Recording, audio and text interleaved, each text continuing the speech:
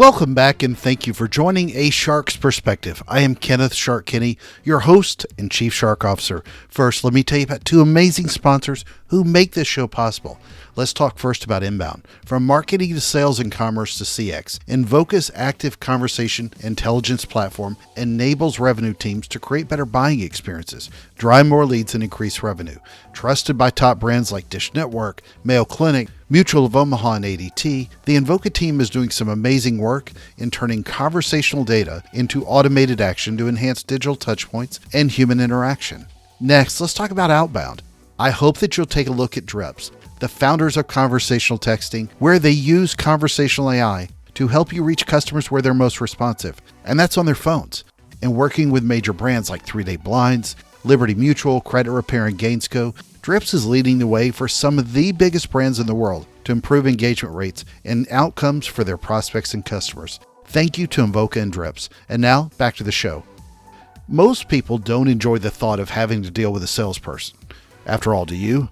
There are bad reps destroying the idea of it just on LinkedIn alone. Car salespeople always get a bad rap, and oftentimes that's merited. But people still do it because they need help. And a good salesperson, a good professional one that can help you get from point A to point Z, is better when they're being authentic, not only with you, the customer, but also with themselves.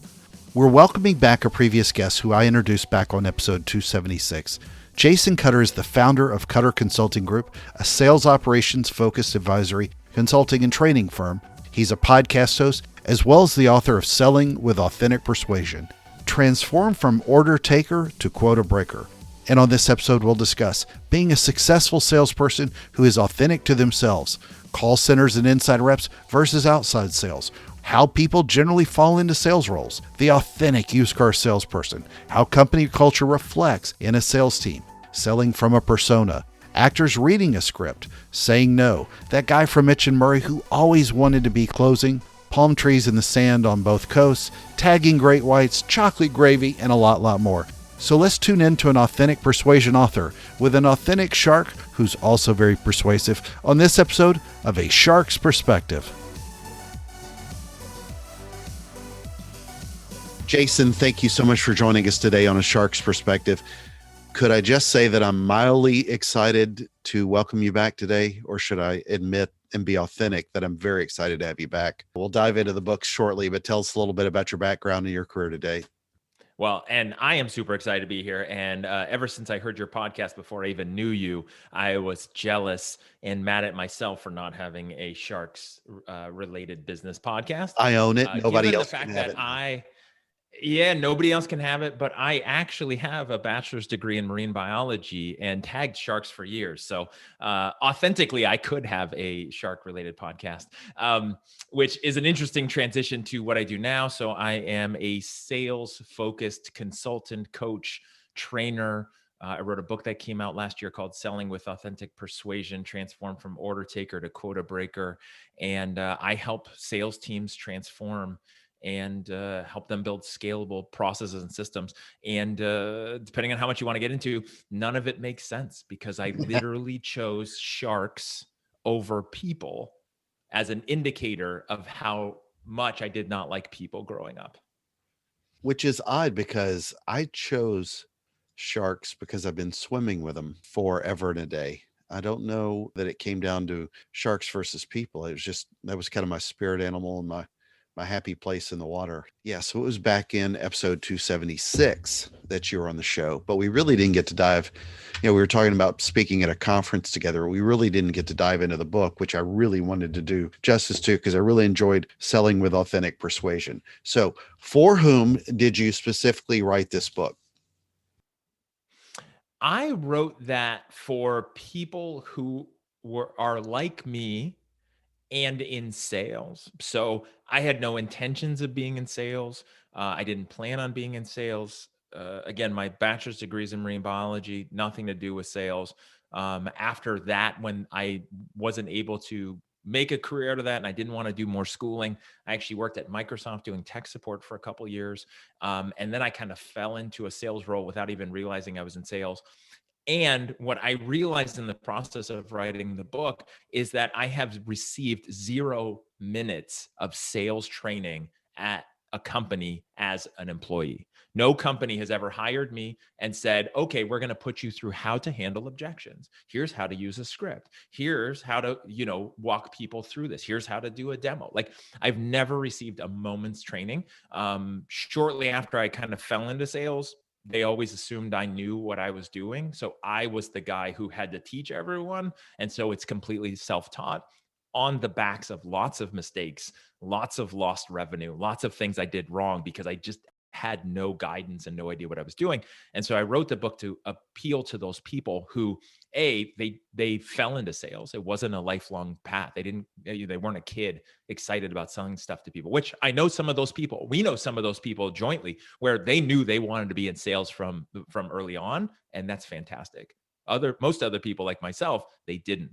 And here's the other part why I wrote this too, is that most people, by the time they enter a sales role, even if it's not a career, but a role, they have had experiences as a customer in some capacity buying something, right? So they've gone out to buy a car, buy a TV, whatever it is, and most likely had some bad experience, which left a bad taste in their mouth about what sales means, right? That old school, it's not fair, but the used car salesperson persona, the snake oil salesperson. And so when they enter into sales, they go, I don't want to do that to other people because that sucks and it's gross. And so I'm not going to do that. And they default to being an order taker. So they end up too much far on the other end, which is they're really nice to people, but they're not really helping people buy. They're just waiting for people to decide, which doesn't work. And there's a really successful place in the middle as a sales professional that's not crossing the dirty line, but not sitting back just hoping as your main strategy. Well, so the base of being a good salesperson to you that you define it as being authentic. What is an authentic salesperson? It's a little bit of an oxymoron, if you will, but especially when I think about a recent new car purchase that was just as bad, I could imagine, as a used car. But, I started thinking about this as I read through the book. I don't even know how many people actually would know if they're being authentic or not. I don't know how many car salespeople know that they are acting like what we typically think of as a car salesperson. It's not everybody's taking a look in the mirror to define themselves as authentic or not authentic. Well, and I love that question. And a lot of people I've met with, especially over the past 9 months, year, we're talking about this phrase, right? Authentic persuasion. People debate authenticity and what does that mean? Debate persuasion, whether that's good or not. To me, it's that combination. That's why I put those together as the title of the book, is because it takes both parts, right? It's the authentic piece and the persuasion to make for a successful sales professional. The authentic piece and the way that I look at it is somebody being true to who they are, knowing why they're in sales and what they want to accomplish, like what their goals are, and then also understanding their strengths and what makes them who they are and the value that that has to the prospective consumer, right? The buyer. There's a lot of times people enter into sales and they think, oh, I've got to act like so-and-so, or I've got to act like this. And then they put on that persona and they sell from that place, but it's not real for them. And it's just an act. I've in fact sat in call center as a visitor. This is a long time ago. And I sat next to a guy, it was in LA, and he's like, I'm just an actor. That's all I do. I get on the phone and I act like whoever they want me to be. And I give them that performance, and then they buy, and then I move on, right? Like that's what he figured. He was on stage every single phone call. And that may work some of the time. It's hard to sustain. It's hard to deal with long-term. And it's usually not very replicatable. You can't go from one industry to another if you're just pretending. So I think that's the biggest thing. And a lot of times when you look at the how do you sleep at night question regarding salespeople, if you're not being authentic and true to yourself, then that's a tough one. Now, there are people who will say, I'm authentic to myself and I love just talking people into buying crap they don't need and making lots of money, and I don't care what happens to them. And that's true as well. But obviously, none of us want to deal with that person either. So define what you think an order taker is. So for me, an order taker is somebody who is in a sales role, if we're talking about sales in particular, they're in a sales role and they're not an active participant in the sales conversation and the decision-making process, such that they're getting someone, the right person who has the qualified need, right? They have a need, they have a goal, they have pain that could be solved. And that order taker is not helping them get out of their comfort zone and make the decision, which requires change. An order taker is hoping the other person sees the value and just wants to buy for their reasons. And fundamentally, there's a percentage of people that do know what they want to buy. They walk into the store or they make a phone call. They know what they want and they make the decision. But most everyone else, if they knew what they wanted, they would have just already bought it. The fact that they're interacting with a salesperson, which most people do not enjoy the thought of having to deal with a salesperson. Look at, you don't have to tell me what happened in your car buying experience, but most people aren't like, hey, this is awesome. I can't wait to go to the store and talk to a salesperson and see what they say to me and what they try to convince me. But people still do it because they need help. An order taker is not recognizing that and being proactive in the process. Well, I always think of an order taker as someone who's not necessarily helping me get from point A to point Z, which is solving some sort of problem in the way. And a good salesperson, and I've been a good one and a bad one over time, you recognize when you're actually helping somebody solve something for themselves or their business or whomever. But, you've run a call center, and I'm kind of curious, especially when you think of it from that perspective. You said you wrote this book in a way for somebody that reflects you. And you're a sales coach now. How much of this do you think falls on the organization versus the individual? Because you can have a great salesperson and a crappy product, and vice versa. And again, sometimes it's hard for those parties to identify what is the real problem. Is it the brand or is it the individual salesperson? And that's hard to diagnose as well. Yeah. So for me, I've had the fortunate, I won't say the luck, but the fortunate opportunities in what I've sold or been a part of, especially now as a consultant with the clients. And then I've made a conscious decision as well, long term, is that I have not and do not want to sell something that people don't need or is just crap, right? Like, you don't need this, but I'm going to try to convince you of it, right? Let's say the 18th CRM company that somebody's trying to sell you, but you're not using the one you have now, and it's like, okay, like, is that really necessary? Is it the same or is it different? And so for me, I think if it's something that's actually solving a problem, then it's not the product. It could be the company or it could be the salesperson. But if a consumer, a buyer, a company has problem X and you have solution X, then that's perfect. Then we know it's not that. Now, is it the company? A lot of companies, what happen is they go, okay, we have this product to sell. Let's hire some salespeople. Salespeople know how to sell. That's what they do. And then we'll just trust them to sell. And that's like saying, okay, we want to win the Super Bowl. Let's just hire a bunch of football players and then throw them together and then just hope that they know what to do and they can win. Right. I think that hockey version that was called the Mighty Ducks, and it didn't work well in the first part of the movie. It was not successful. And so a lot of companies just do that, and they're playing sales, but they don't have a system. They're not running it like an operation. And then there's the sales side where salespeople aren't getting the training and their mindset is stuck on, here's what I think it takes to be successful in sales, and I don't want to do that. So you're an excellent sales coach. What are some of the things, though, that you've seen that you couldn't help teams overcome? And the reason I'm asking that way is what you're tasked to do really to help the sales team, or what the brand necessarily owns as a problem? Yeah. I would say the first challenge that always pops into my mind is the company culture, especially relative to being open and willing to change or get feedback. So there's a lot of organizations where, and if you're listening to this and you're slightly triggered or offended, you can call me and we can debate it and talk about it. But like, there's a lot of organizations where they're like, this is our way. This is what we've always done. We're not going to change. Our salespeople do this. We don't need any help. Here's what we always do. and their metrics don't necessarily support their awesomeness or their scalability, You which is just where they need to named scale that. 99% of the companies out there.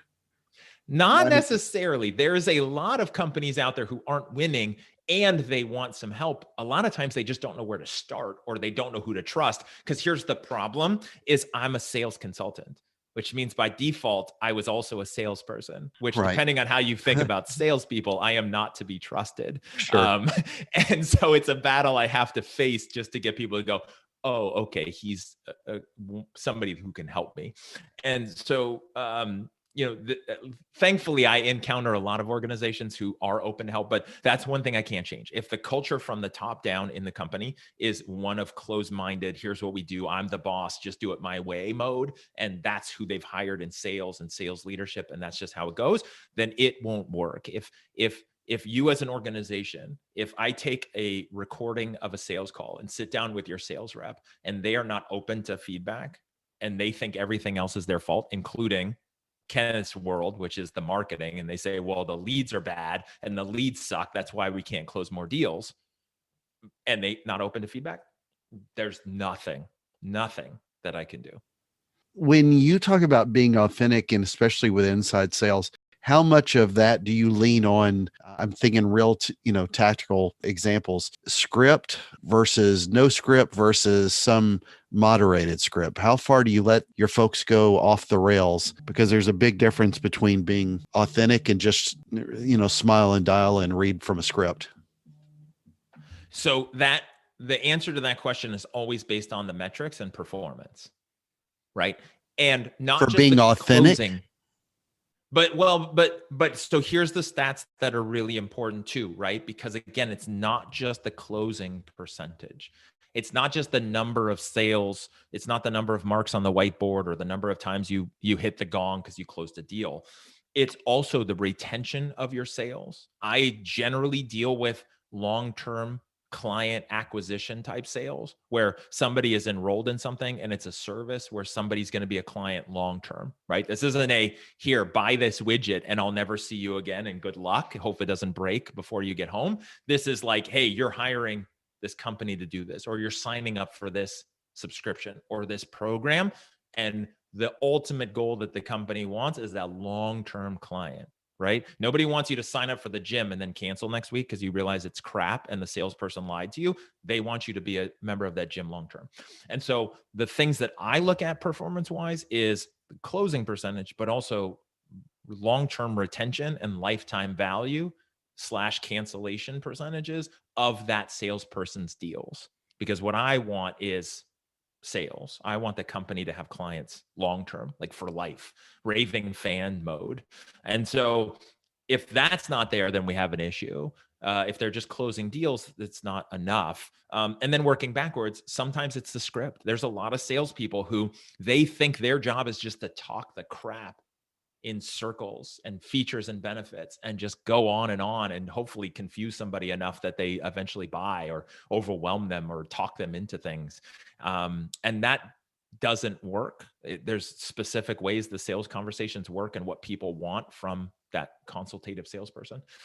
So sometimes it's full on script. Sometimes it's like, you are so far off the map, you need to read this. And by reading this, it's going to sound robotic, but it will actually work. I've worked in some environments where that actually works really well. For new people, they've got to be scripted so that they don't have to think about it, because once they start thinking about what they're going to say, it's over. And so sometimes it's evolution. Sometimes it's, triaging where the problem is. So how much do you lean on technologies to help you advance this as well? And the reason I was thinking about this is, in particular, one of this show's sponsors, if you were leveraging certain technologies like Invoca, you're listening to your call center teams, and that gives you a remarkable capability to also optimize your ads on top of that, but it really can change the experience. Where do you really kind of sit with the technologies that teams need to rely on to help them get a little more clarity? So here's what I'll say is there's two main things like I'll say to this. One is the fundamental purpose in this day and age and I will date and timestamp this show as 2021, right? So don't leave it in the can too long before you publish it. Is that this, in this day and age, if you're still having humans interact with other humans to make decisions, which means you have a salesperson interacting with a customer and they're doing that over the phone or some kind of medium, they have one job to do, which is to get that person to make a decision that's right for them and for the company, right? If everything else has been automated, there's automated chatbots, there's automated SMS, there's automated everything else. If you are using a human to talk to another human to help them make a decision, that human should only be focused on that one thing, which is the conversation. Your job as a leader of a sales or operation should be to plug in technology as much as possible around them to facilitate the conversation and augment anything else that they shouldn't have to be doing manually, right? In this day and age, there's very little they should have to do manually other than just have conversations with other people. And that's where, again, the technology and the sponsor of the show come in and things like that, where it facilitates it, right? The SMS leading up, it's just like, how do we get it so that you spend most of your day on conversations with people? And then the call data analytics feedback model and that technology supports the management side. Because one of the things that happens is that if I have 10 sales reps and they're on the phone 5 hours a day, right? That's 50 hours a day of recorded phone calls. If I have one sales manager or team lead to a ratio of 10 sales reps, I have lost by about 10 a.m. I've already lost the game. I no longer have any idea what's going on, and I've lost. It's over. And so you have to have technology if you want to scale and you want to be efficient and profitable.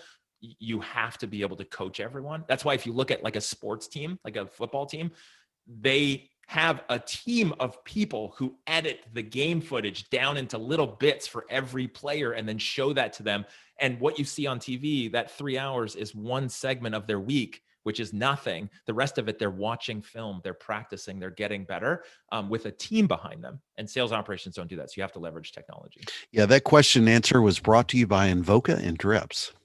So one of my favorite chapters, though, later on, and I wish you would elaborate on chapter 19, what you meant by how a salesperson can be honest by saying no. Yep. So I think, and this goes back to a comment I made earlier, which is how do you sleep at night, right? People who are not in sales have that thought, especially when they get ripped off. They feel like they've been ripped off. They have buyer's remorse. It's like, how is somebody allowed to do that? And B, how is somebody morally okay with what they did to me, right? We've all had those experiences or known someone in that environment. And so what happens is if you're in a truly consultative sales role, and a consultative sales role to me is where I have to first determine if you're a good fit. And then based on that, if you are a good fit, I'm going to see my role as a professional and I'm going to help you make that decision. If it's not a good fit, I'm going to tell you no, maybe advise you what to do instead, but I'm not going to force you. I'm not going to force a square peg into a round hole. Like I said, I've never sold something to people that they don't need. I've also never been in an environment nor worked as a consultant in an environment where everybody wins, where anytime you talk to any single person, they should be buying from you, right? Like a magazine subscription, right? Like any human you talk to should be signing up for it. Like, no, that's not what I'm focused on, which means there's yeses and there's nos. There's qualified and there's not qualified. And what I wanted to do in that chapter was empower salespeople to realize against the norm that they might think, which is I have to tell everyone that they need to buy and I need to push everyone forward. Well, no, that's what's wrong with sales, right? That's why people don't like that sales process. So instead, if it's not a good fit, tell people no. And what that will do to you energetically and for your mindset is when you make that shift and it's like, hey, Kenneth, this is not a good fit. Based on what you told me, this is not going to help you. And here's why. And then here's what I suggest instead. And that's it, right? When you do that, what it does is it also empowers you for when you say yes, when somebody is a good fit, when it's a square peg in a square hole, then you know when you tell them they should buy, you mean it, because otherwise you would have said no. And as well, kind of elaborate, if you will, later on in the book where you even talking about selling with authentic persuasion, how that helps generate referrals. I mean, it may sound obvious that it helps, but I mean, there's a real difference between authentic salesperson or someone selling through authentic persuasion and how that helps generate referrals versus the opposite way. Yeah, I mean, it's two parts, right? So it's that part that you just asked about, which is if it's a good fit, I'm going to tell you yes. And the reason why is because otherwise I would tell you no. And I'll tell you, there's like, this is a long time ago when I was selling and or helping my reps close deals where people would say, prospective customers would say, well, you're just telling me that I need to sign up because you just want me to sign up. It's like, no, if you didn't qualify, I would have told you. But here's why I'm saying you should sign up. And here's the situation. And here's how it's going to benefit you. And here's the numbers. And people go, oh, okay. Right. Like again, coming from a place of abundance, I don't need to convince everyone to buy, no matter what I've ever sold. I don't need to, which means if I tell you you should, it's really going to benefit you. When you take that approach and you're persuading like a professional and helping people like a professional would in other industries, let's say like the medical field, then what happens is those people know that you solved their specific problem and did it in a way that benefited them, where you happen to also benefit as a sales professional, but that wasn't your only driver. And when you do that, then you're getting referrals. And what's really fascinating, and this is super fun to blow salespeople's minds with and companies, is I just told you no, Kenneth, you don't qualify. You're not going to benefit from this thing that I'm selling, right? I'm not going to sell it to you. Even if you want me to, I'm just not going to do it. What are you going to turn around and do? First, sometimes I've seen people get kind of upset, be like, wait, I really want to buy it. It's like, no, don't. Like, stop calling companies. Just please stop trying to buy stuff. And then what's going to happen is you're going to realize that, kind of like those pizza commercials when we were kids, like, I'm the last honest salesperson, right? Like the last honest pizza company. And so what happens is that's so mind blowing to have a salesperson tell you no, like you shouldn't buy this and you don't qualify, that I have seen so many times that people who don't buy turn around and refer more clients because they understand it. An example I use in the book, an analogy, like my parents had to get their dishwasher fixed. It wasn't working. Person comes to the house and says, hey, this is like a $15 part. My dad's really handy. The guy told my dad, said, hey, you just go down there, you buy this part, you can install it yourself. It'll take 5 minutes. I'm not even going to charge you, and I'm not going to do this for you because you can just do it yourself, right? Over the next 6 months, my parents, my mom especially, referred so many people to that person because she appreciated the fact that he could have, but he didn't have to sell them something, and he didn't. And he chose that route, and she appreciated that honesty. And so, like, it's paid off a lot more. Jason, what is your favorite kind of shark and why? So for me, it's the bull shark. I have Really? always been fascinated yeah. So for me, But you were any tagging shark great that will go. whites, right? Yeah, I mean, gray whites are cool. They get a lot of publicity, and they're giant, and they do crazy stuff. But I've always loved the bull shark because it goes into fresh water, which is mind blowing and scary, which I respect and appreciate. And then it also has some weird stuff, which I won't get into, but people can research it, with the development of the babies inside of it and what comes out as a result of the super baby shark that comes out after taking care of its siblings in order to be the most dominant bull shark. So yeah, that's just a crazy shark. Yeah, I don't dislike them, but I find them very pesky and they're extremely curious. That's part of the reason why they come into contact with people so much in beach waters. And everybody thinks every bull shark is a great white, but all sharks are good in my book. So, where in the world were you tagging sharks? What parts of the world? So I went to UC Santa Cruz for school, and then we were tagging sharks in and around Monterey Bay. So we would do blue sharks in Monterey Bay, did some mako sharks there in the sloughs, Elkhorn Slough. That's where I did my senior research project, and tagged smoothhound sharks. And then we were doing great whites off of Año Nuevo, just north of Santa Cruz in the surfing area. Yeah. Yeah. Beautiful. Well, Jason, it's a special time in the show. Are you ready for the 5 most interesting and important questions you're going to be asked today? Let's do it. All right. Number 1, Biff Loman or Blake from Mitch and Murray? Let's go with Biff. Do you know who the latter is? No. Alec Baldwin in Glengarry Glen Ross. Okay. He was the sales guy that told him to put the coffee down and always be closing. Yeah. Depends It's on what we're obscure rating reference, them but I on. hope the But salesperson would get it. So I know the movie. I don't yeah, remember his yeah. name or any of their names. Yeah. Truth be told, I didn't either. I had to look it up. So I figured I was hoping Mitch and Murray might ring a bell. All right, number 2, Shark Week on Discovery or Shark Fest on Nat Geo.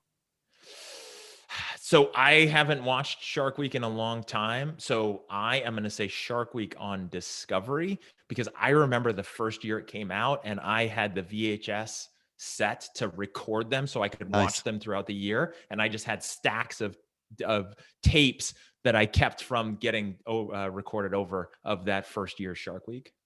Yeah. All right, number 3, inside sales or outside sales? You know what? For me, it's inside sales. And here's why. I think outside sales is easy and cheating. And the reason why I say that is outside sales is person to person. It's I can see you, we can build trust, I can read body language, I can pick up on the other 90% of what you don't get when you have a phone call. I think it's easy. I don't know. I think it's, it's obviously it's not easy because you're convincing somebody no matter what, but you take that and you go inside. I started outside. And then what happened is I went to inside. I didn't think it was possible. I literally didn't think phone sales was possible. And you have to be really good at what you do to pick up on everything you need to know inside. All right, number 4, the beaches of Florida or the beaches of California? Beaches of Florida all day. Amen. Yeah. Now that you've come over to gotten away from the dark side.